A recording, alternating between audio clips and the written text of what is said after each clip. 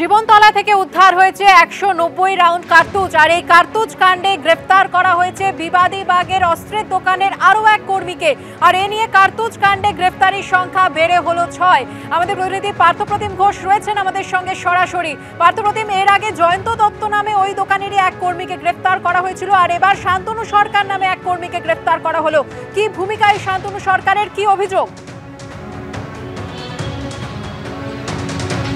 দেখো, কার্তুজ কাণ্ডে তদন্ত নেবে একেবারে। এক্ষেত্রে কিন্তু তদন্তকারীরা পাচ্ছেন শুধু কার্তুজ নয়, একেবারে বৈধ যে দোকান রয়েছে অস্ত্র বিপণনী, সেখান থেকে কিন্তু কার্তুজের পাশাপাশি অবৈধভাবে বৈধ দোকান থেকে অবৈধভাবে যে আগ্নেয়াস্ত্র, সেই আগ্নেয়াস্ত্র দুষ্কৃতীদের কাছে বিক্রি করা হয়েছিল বলে তারা জানতে পারছেন। এবং সেই মতো সেই তদন্তে নেবে যে বিবাদী বাগের যে দোকানে ডালহাউসিতে তুমি দেখেছো দোকান সিল্ড করা হয়েছে, যে নামি শতাব্দী প্রাচীন এই আর্মস এবং অ্যামুনিশন ডিলার যে দোকান, সেই দোকান সিল্ড করা হয় এবং সেই দোকানের এক কর্মীকে গ্রেপ্তার করা হয়েছিল জয়ন্ত দত্ত নামে। সেই দোকানেরই আরও এক কর্মী এবারে শান্তনু সরকার, তাকে গ্রেপ্তার করা হলো। ধৃতের বাড়ি দক্ষিণ 24 পরগনা চম্পাহাটিতে। গতকাল রাত্রেবেলা চম্পাহাটি থেকে তাকে গ্রেপ্তার করা হয়। কিন্তু কেন গ্রেপ্তার করা হলো? যেমনটা জানা যাচ্ছে, জয়ন্ত দত্ত যিনি হচ্ছেন এই দোকানের কর্মী ছিলেন, অর্থাৎ বিবাদী বাগের দোকানের কর্মী ছিলেন, তিনি যেমন কার্তুজ পাচার করতেন, পাশাপাশি কিন্তু এই যে শান্তনু সরকার, তিনি হচ্ছেন ওই দোকান থেকে অবৈধভাবে আগ্নেয়াস্ত্র, সেই আগ্নেয়াস্ত্র বিক্রি করতেন দুষ্কৃতীদের কাছে। এবং এক্ষেত্রে যেমনটা উঠে এসছে, তুমি জানো গতকালকে ফারুক মল্লিক নামে একজনকে ডবল ব্যারেল বন্দুক সহ গ্রেপ্তার করা হয়। তার কাছ থেকে সেই বন্দুক উদ্ধার হয়। যখন জানা যায় তিনি হচ্ছেন জীবনতলার বাসিন্দা হাজি রশিদ মোল্লার কাছ থেকে সেই বন্দুকটা কিনেছিল বেআইনিভাবে, কোনো রকম লাইসেন্স ছিল না, ডাকাতি বা অন্য কোনো বড় ধরনের অপরাধ করার উদ্দেশ্য ছিল, তার জন্য এইরকম লাইসেন্সপ্রাপ্ত দোকান থেকে অবৈধভাবে এই বন্দুক সে কিনেছিল। এবার হাজি রশিদ মোল্লা কোথা থেকে পেয়েছিল? যেমনটা জানা যাচ্ছে, হাজি রশিদ মোল্লা সে কিন্তু তার সঙ্গে এই যে দোকান যেটা বিবাদী বাগে, সেই দোকানের দোকানের সঙ্গে তার একটা যোগাযোগ ছিল।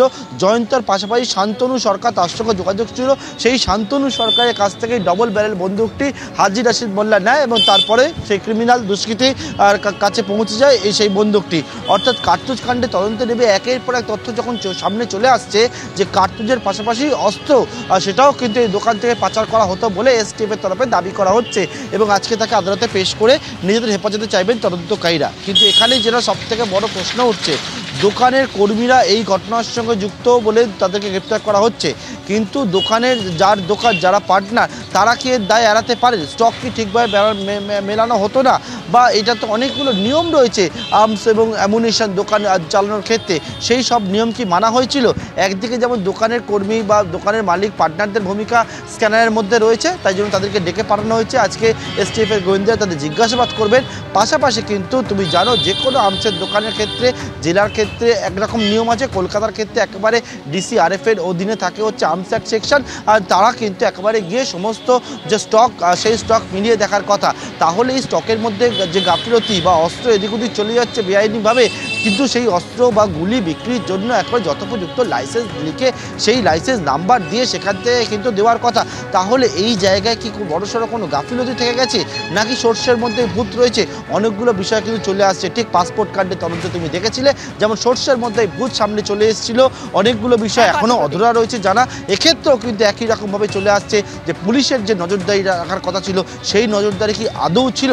বিভিন্ন মহল কিন্তু সেই প্রশ্ন ইতিমধ্যে তুলতে শুরু করেছে। ধন্যবাদ পার্থপ্রতিম।